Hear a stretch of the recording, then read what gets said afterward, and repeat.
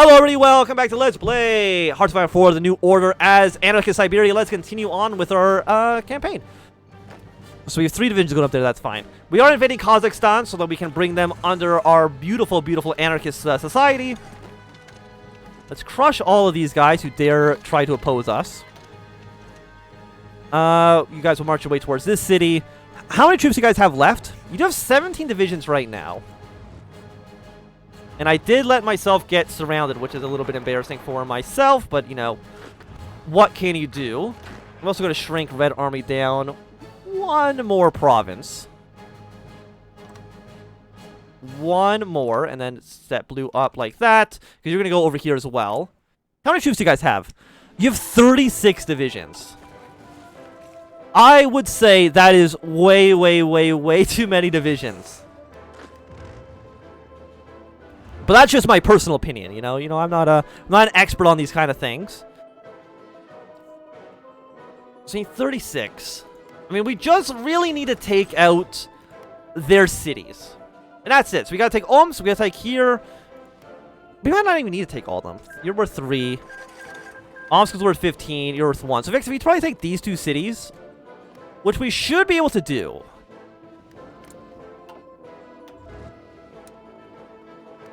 That might just win the war immediately.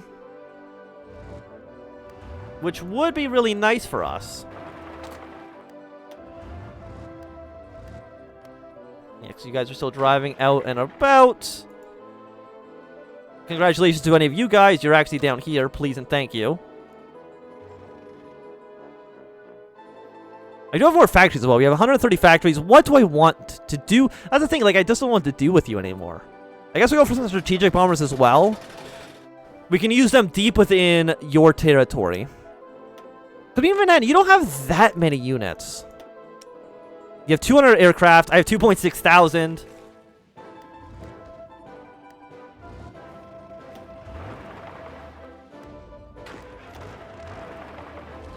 Yeah, so you guys are going to come up and around like this.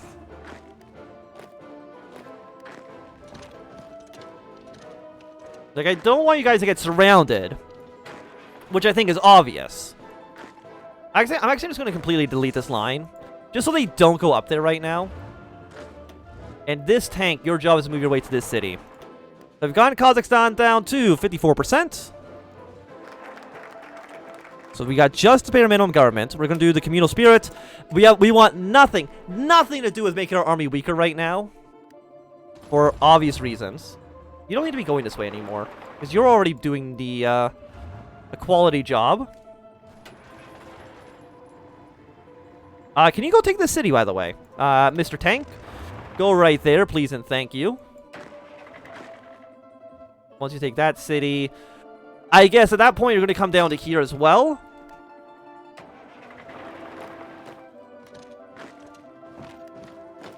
Yeah, I mean, this all seems like it's going okay. 11,000 men dead. Isn't great, but I mean, we lost like 60,000 against whoever the hell we were fighting before. I lost a tank. That's actually horrible. We should not have allowed that to happen. I'm guessing just got kind of completely surrounded, which is my own fault. You know, don't let anybody else tell you otherwise. But I definitely should not have allowed that to happen. You have 8 divisions in this province. I'm wondering, actually, because I have so many troops in such a small area, if they're actually going to have the penalty for having like too many units in a province. Like, their combat width is going to be a bit much. I can't believe, by the way, I lost an entire tank division. That's just embarrassing. We'll try to deploy, let's say, 6 more. Seems like a good choice. We might actually then be missing some tanks then. We're missing 67, but that's going to be replaced in like 20 days. So it's actually not a big deal whatsoever.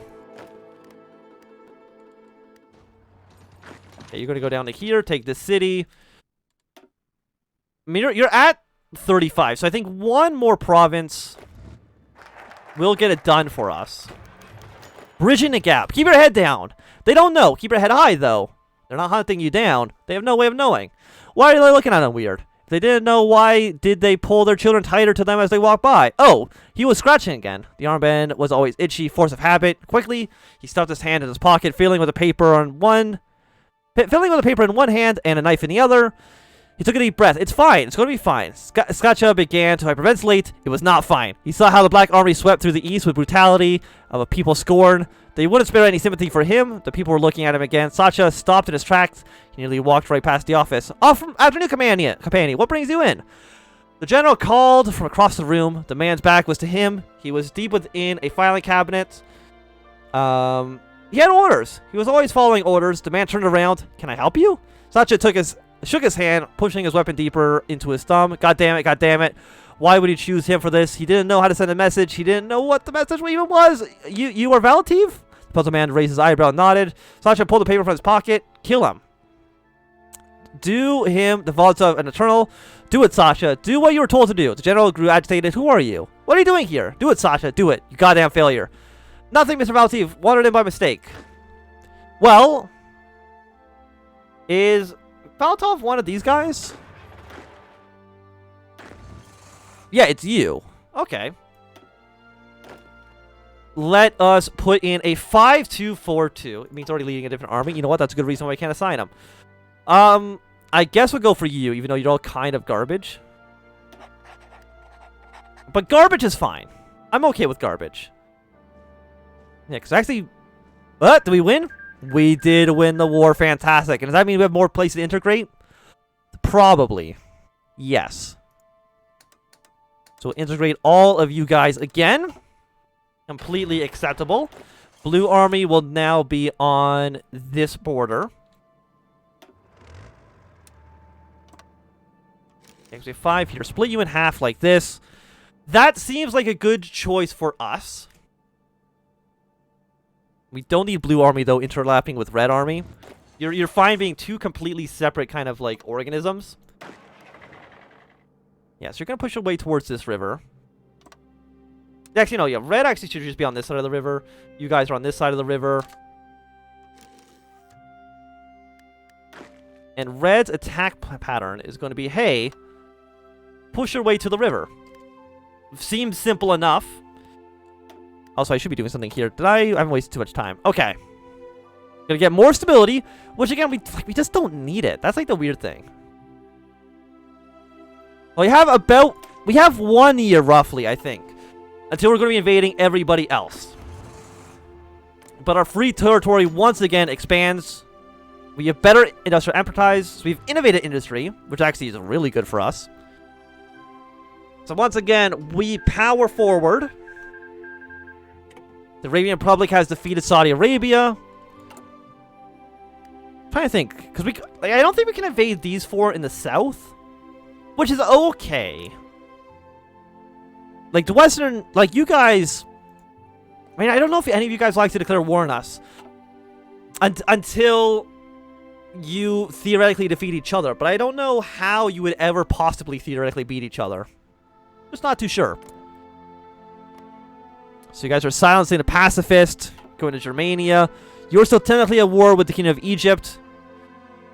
Like, do they have a province? The Kingdom of Egypt. Look, I'll read that in a moment. No, okay, I just don't think they have any actual territory, which is fine. Objection! Yuri slammed his hands onto the table for him. Sweat dripped from his forehead. General Spatanov was a tyrant in disguise, hiding his true intentions deep within our most treasured institution. Yuri retracted his hand and put them against his chest to emphasize. I was fooled. We were fooled. I figured him a friend. Yuri paused for watching the reactions to the masses gathered in General Assembly. Despite what we may have thought about General Spatanov, the fact that he had too much power in his position, something we failed to recognize until it was too late. Yuri made eye contact with all of his companions. His next words would shape the future of the territory. We cannot risk this ever happening again. Yuri straightened out his papers on the desk, all evidence used against Spatanov. I recommend total obliteration of the Black Army in its current form. Yuri looked out in the silent jury. The people exchanged glances. What was he saying? The people said through their eyes, I don't know.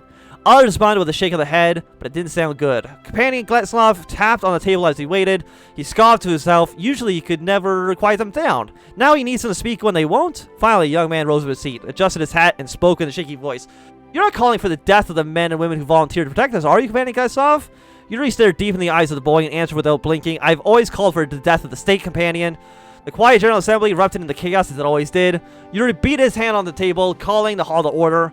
What should we do then? Let them build power? Wait for them to take control of this territory? The room, though divided into many camps, seemed to agree on one proposal. Allowing the Black Army to redeem itself through labor. Yuri considered the people's decision, but also thought of their concern. How many more Spetnovia hid in the Black Army? He took a deep breath and responded, giving his verdict. We can have no clemency for tyrant. So no matter what, things are going to worsen for us.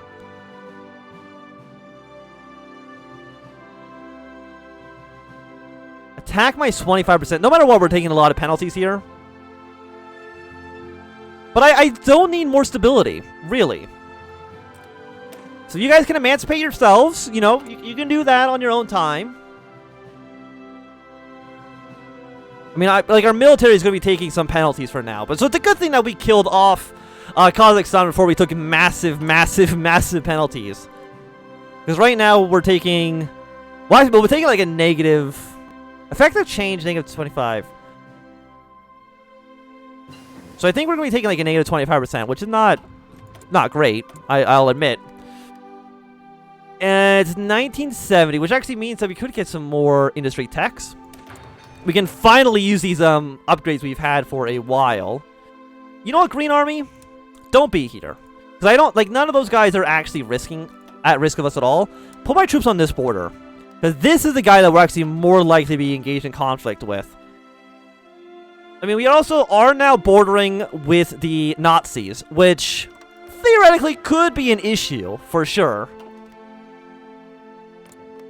But let's just try not to worry about it. Apparently, you guys do still have collapsed central authority, which does make your country not great. Yeah, Omsk doesn't have any more focuses, so they're kind of done doing their thing, which is completely okay. So you guys will be done in 37 days. Political powers, it's only going down by 0.31, which actually, like, it's not that bad. So we'll get this one going, then we'll go for, of course, how far will they go? Actually, a ton of recruitable population. Dissolve the Security Council or empower the General Assembly. Which one makes more sense? Efficient attrition, war support, attack and core defense core territory. Again, I think it's just bad. I think it's just not good. So we definitely want to empower the General Assembly then. As you command. Rinsko wringed her head resting against the frozen steel frame of the vehicle. She didn't know much about Madigan. She had never been. In truth, she had only heard of it in passing. She knew it was a port city, former home of the Russia's worst. She would have loved to go had it been on her own accord. She wanted to see the ocean so terribly bad. It was something Peter mentioned time and time again, the way the waves struggled against the frozen layer above it. Pedor, a foolish boy, he grinned, stretching ear to ear, was so proud to proclaim that it was a perfect analogy for the anarchist struggle. Spatanov never visited the Far East. As a matter of fact, he dreaded it. He mentioned it to Ursula many times while she escorted him from the commune to commune. He didn't come to Siberia of his own will, but found Tomsk to be quite enjoyable and often made offhanded comments about how he thought he had trouble. He thought about having to invade the Far East made him nervous. What he never mentioned was a coup, something Ursula reiterated to the assembly more times than she could count. They didn't care. They had the nerve to look up to her in the face and tell her it was for her own good. Leviko stopped abruptly, smacking Ursula's head against the steel. She winced in pain, but did not yelp. She had not said a word since they had took Pitor. If this was the people's will, so be it. She wasn't the people then, she supposed. The door before her slid open. 2 men stood there. Many were behind them with guns. They said something about Madigan, about liberation, about work. Iriska simply spelled. Behind one of the men, she could see the ocean. What was more freeing than wild water? So our agricultural society will improve. Better factory output. We're losing stability and libertarian socialism support. But that's not so bad. Actually, not even too sure. I don't actually know where that comes from. It doesn't really matter anyways. But you'll be done in 13 days, which I think is about the time when all of Kazakhstan will then be integrated into our territory. No, it's not. It's take 14 days.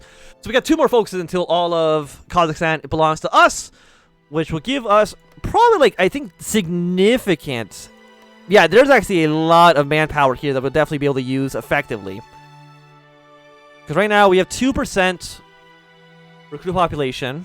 It's modified to 184% right now, which is pretty good. War support is not as high as we would like, but that's okay. You can't win them all. Right now we have 0%. Nobody else is really getting any more powerful in the country, which I think is fine. Division attack, minus 75% for 100 days. I mean, again, that's fine. I don't think there's anybody we'd be going to war with in the next 100 days.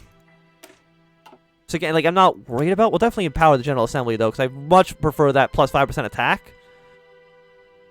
So, taking pause. I'm not done yet, Irina. Yuri cut deep within his venison. He sawed off a piece of steak and plopped it in his mouth. He let his elbows rest on the table, arms erect, fork in one hand, knife in the other. I know, Yuri, Tutor solemnly said, toying with her side dish. She spun his utensils in the air as he chewed. With a gulp, Yuri spoke once more. You know, Evgenia, I prefer to eat with my guest. She nodded. I invited Spatanov to my own home so many times. He sat right where you did. He ate my food and looked me in the eyes. He called himself my friend. Yuvina sat down her fork and looked at her friend with pleading eyes. Yuri, no, Yuvina, let me finish. He told me he knew how to eliminate our enemies, and we sat there and drafted our plans. Yuri thrusted his fork to the table. He looked at me and told me what to do, and I did it. Yuri grabbed Yuvina's trembling hand. Tell me what I need to do. I feel as if the Security Council will be a thing to haunt me for years to come. Should I rid myself of my guilt and dissolve it, or should I work with it? Tell me, Yuvina. I can't do this alone. Do what your heart tells you. I mean, dissolving the Security Council. I mean, attacking defensive core territory is nice, but I also think it's bad. I'd much rather have plus 5% and plus 5% attack and defense, just in general. It's just so much better for us. I'm also going to deploy these tanks right away. More tanks for us. And I think you're not missing equipment. You're just really missing organization or an skill. But that's fine. I'm not really worried about that at all. Yes, I mean, 6 tanks here, 8 tanks there. We should be able to push into each one of their major cities without too much of a problem. I know we're not training troops, but again, I don't think it's really important for us to do that right now. Maybe once we integrate all this territory, we can build even more units. You know what? Let's build more of these elite guys. I mean, you're only 15 combat with. What I should do, actually, is improve you to not be 15 combat with.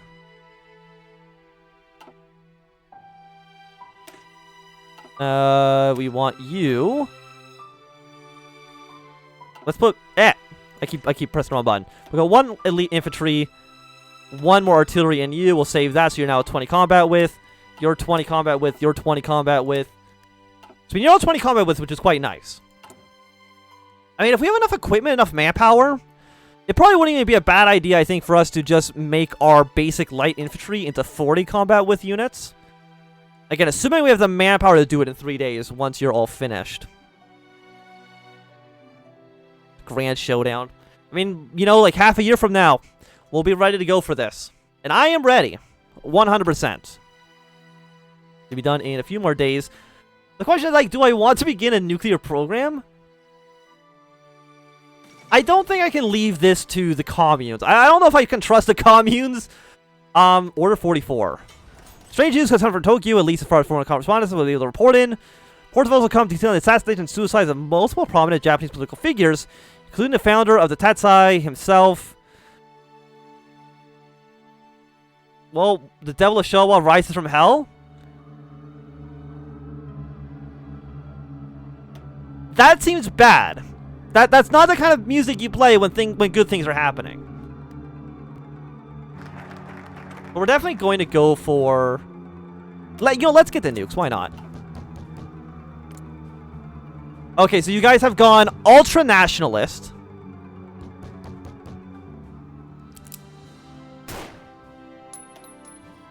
Correcting past mistakes. Which one are you on? You're on stable and strong? So...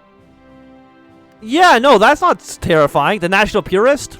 Very cool. Very, very cool, and I'm glad you're here.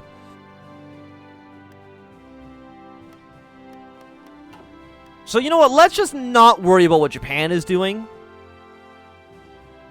Because it's scary, and I don't want to know what their plans are. I wonder if they might just end up, like, nuking a planet. Like, I wouldn't be surprised by that, to be quite honest. We have more factories now. Which I think we probably want to build, like, more tanks, honestly. More tanks and probably more infantry fighting vehicles as well. Seems like a good place for us to start. We have, like, 700,000 manpower now. So yeah, I think I just increase you guys to be... Can throw some elite infantry in there. Elite, elite, elite. You're now at 30 combat with... Why don't we throw in some artillery in there as well? Just because why not? 36, 39. We'll have to remove one of you. 40 combat with anti-tank. We have enough. We have enough. We have enough. And we have enough. And 6,000. Yeah, no, we're fine. So make you into a nice 40 combat with. It's going to cost a lot of materials. But that's completely okay, I think. I'm not... Oh, you guys have finally won your war, huh? Okay, so the fascists unsurprisingly have won in Spain. I'm surprised that power of the communes, political power. You know what? No, I just don't think I need any of that stuff really. Like we're pretty good as is. So right now we are missing about 150,000 manpower. That should slowly start refilling itself soon. Yeah, I think it just did it right now. Okay, no, it's still slowly going. Which is completely okay. And again, we have enough equipment here. I'm actually kind of even thinking we make everybody into 40 combat withs. Like, if we have the ability to do so, like, why not? Throw more artillery into you. Do we have anti-tank equipment? We do. So, you know what? Why not throw one anti-tank in there? Just for shits and giggles.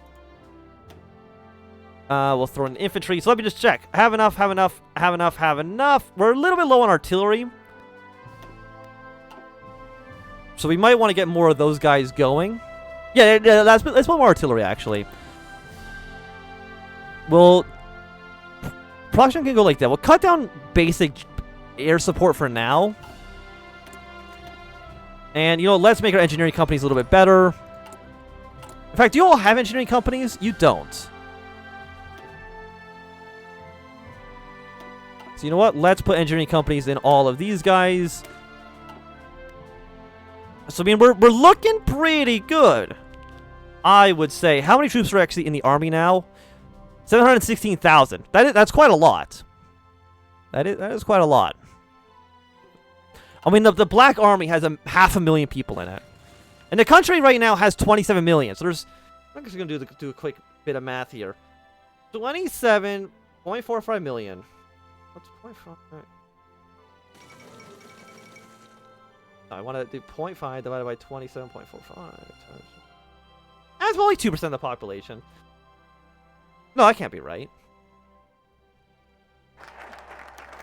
Really? I don't know. Maybe I'm reading it wrong.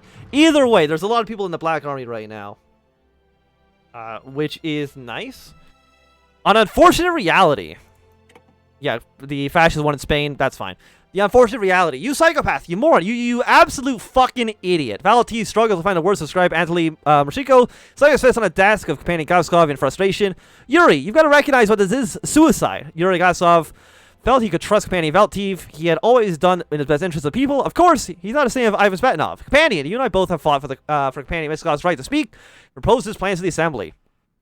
Valtiv brushed back his hair and leaned back in his chair in disbelief. Marcelo sat erect, his lips curled in a smile. Thank you, Companion Gazkov. I appreciate that you can recognize true talent when you see it. Mashirikino shifted in his seat, leaning towards Yuri. For my servers, I have learned the intellectuals. They are excellent at sitting in ivory towers, shouting commands down at us. They know nothing of practical warfare. A nuclear weapon is a weapon, just like a rifle or a pistol. We don't have to ask the scientists to assemble the artillery. We ask the people. Yuri, not everything is a people struggle, Valtiv pleaded. I implore you to leave this to the experts for the sake of the people. We're definitely gonna trust it with the experts. I'm not giving nuclear weapons to the common man. I'm just saying that right now. But I do think that it's gonna be a good time for us to end this episode. So thanks very much for watching my Swim. If you enjoyed, give it a thumbs up. If not, do a thumbs down. You want to subscribe, and goodbye.